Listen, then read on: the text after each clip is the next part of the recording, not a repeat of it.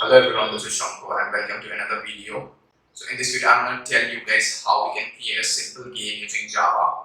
So let's go straight to the computer screen and see how it's done. But before that, if you're not already subscribed, please do subscribe to my channel. And when you subscribe, please turn on all notifications so that you never miss a video on my channel.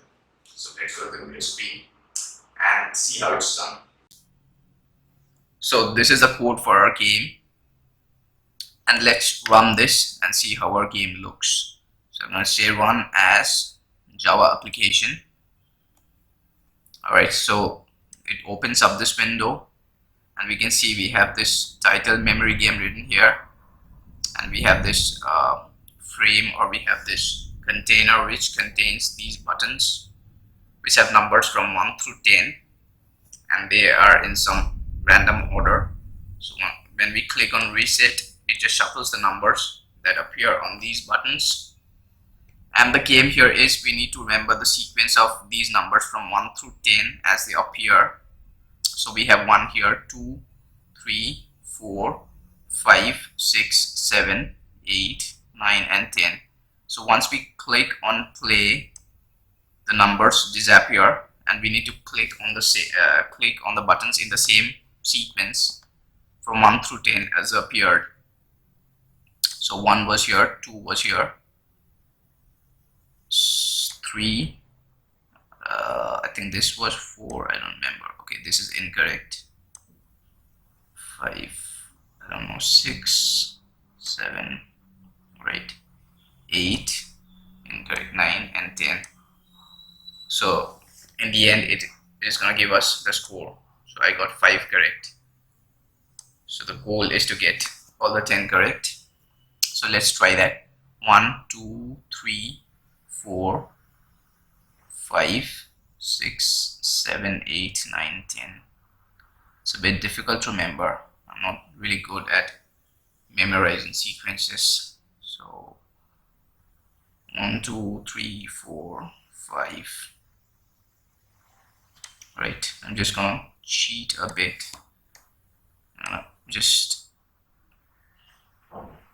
note down the numbers. So 3, 4, 1, 3, 4, 1, 9, 2, 7, 9, 2, 7, 5, 6, 8 and 10. 5, 6, 8, 10. Alright, so now we have our numbers written here, and I'm going to click on play. So we have 1 here, 2, 3, 4, 5, 6, 7, 8, 9 and 10. Yay, we get all correct this time. So let's take a look at the code now. I'll just close this so this can be minimized, and once we click on close, this is gonna terminate the program or terminate the application. So let's take a look at the code for this game.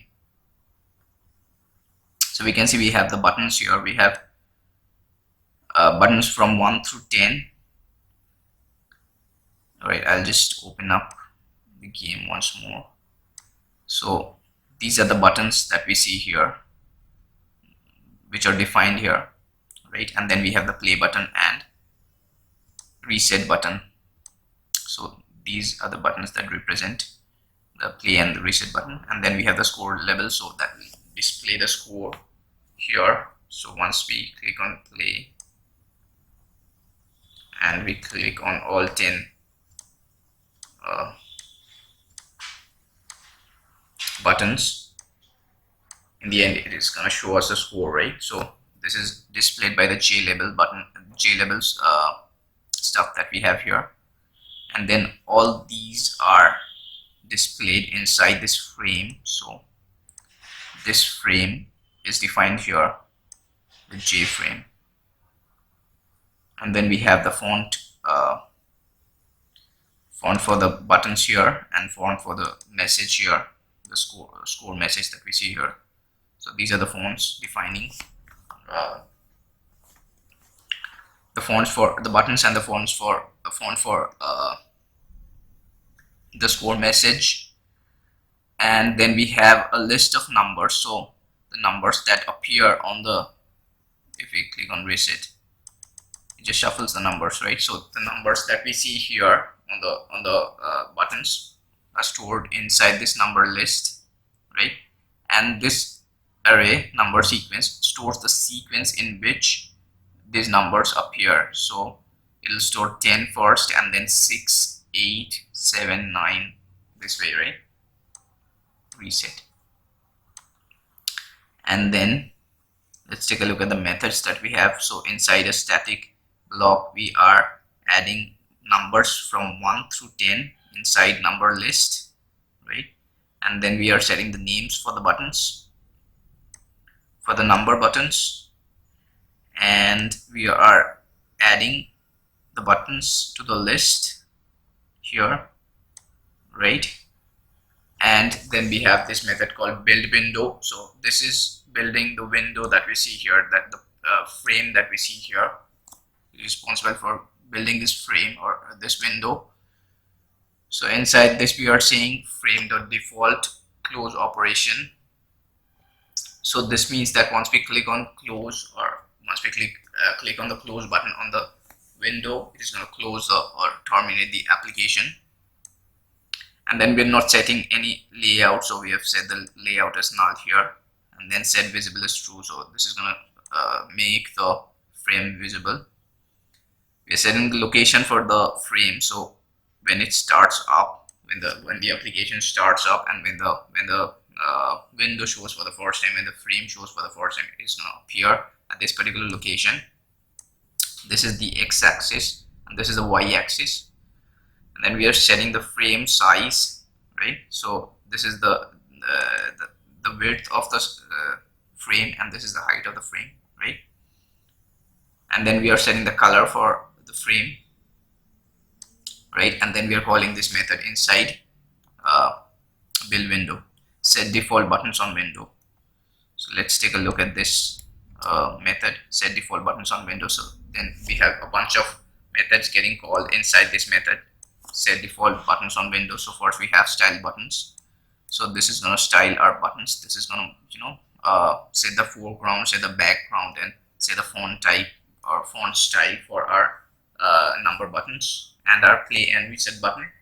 And it is also going to add action listeners for the buttons. So once we click on buttons, these action listeners are going to be called, and whatever we have defined inside the action listeners, those particular a bunch of instructions are going to be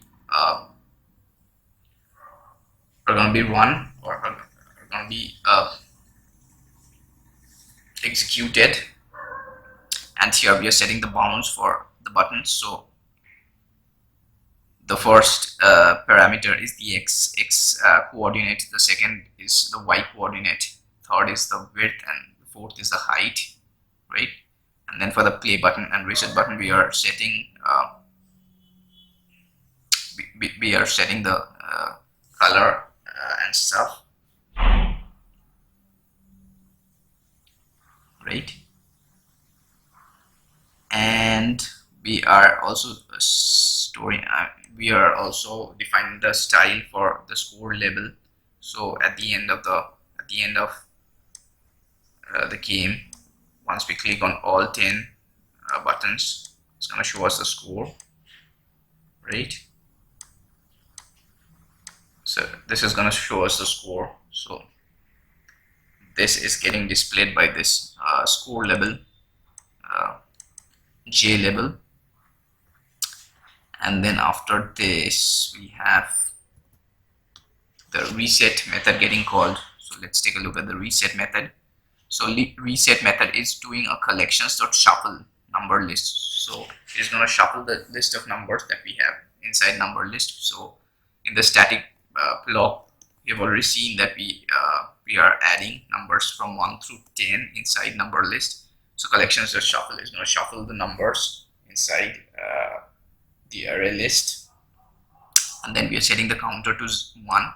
So this counter is gonna keep a track of the number of clicks on the buttons, on the number buttons, right?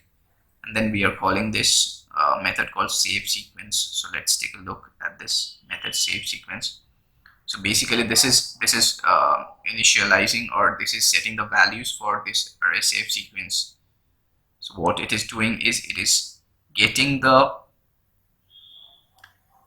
numbers from the number list and then storing the index in which they appear. So let's say I'll just open up Paint and show how this works. So when we suppose this is our number list, this is our number list, right? So say this is our number list, right? And say we have numbers like this inside of our number list. So let's say, right, let's suppose we have these numbers. So we have numbers from 1 through 10 inside number list, and after shuffling, suppose they have this order inside the array list. So say this is 5, the next one is say 8, the next one is say 1, next is 5, or is 6, next is say 3, right, and so on till 10, right? This is our number list. And then say we have this number sequence array. So again, this is going to have a size of 10. This will be able to store 10 numbers. So what this would essentially store is, let's suppose we have 10 let's suppose we have 10 cells inside this array, and this is our number sequence array, right? So let's name this number sequence, right? Now let's take a look at this method. So what it does is it says number list.getI. So I is from 0 till 9. So first we have I, number list.getI would get the first element, so that is 5. It would get 5 from number list, and minus 1, so 4, right? So 0, 1, 2, 3, 4. So inside this cell, what it is doing, it is storing I plus 1. So it is storing 1, right? Next we have 8. So what it is actually doing is, if we take a look at this number sequence array, so for each index, when we are at the 4th index, so index plus 1, so this we are at the 4th index here, so index plus 1 would be 5.